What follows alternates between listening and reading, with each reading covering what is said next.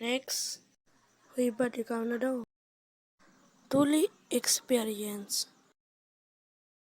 So ngayon guys, ay tatalakayin natin tungkol sa pagtuli ko. Hoy Jake, pumis ka, bilis.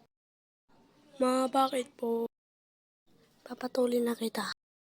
So noon ay naligo na rin ako at bumis na rin ako. So nakapunta na pala kami ng center ni Mama at pagtingin namin sa pila ay napakaraming tao doon. So pagkatapos namin magpila ay diretso na kami doon sa upuan. Fast forward. At nung ako na ang tutuliin ay sobrang excited ko na may halong kaba. Next is Jake. Yes, ako na. Ikaw ba si Jake? Opo, ako po. Sige, humiga ka na doon. Sige po.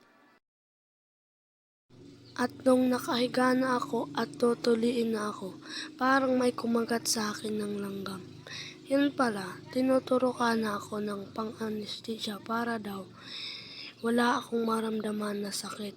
30 minutes later.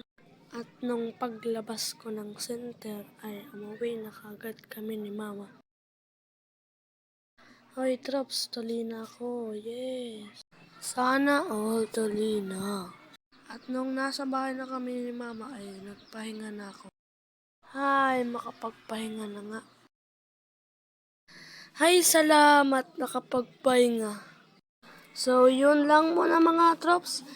At kung gusto ninyong magpa-shoutout, comment lang kayo ng #JakeAnimation. Goodbye. Ingat always. Peace!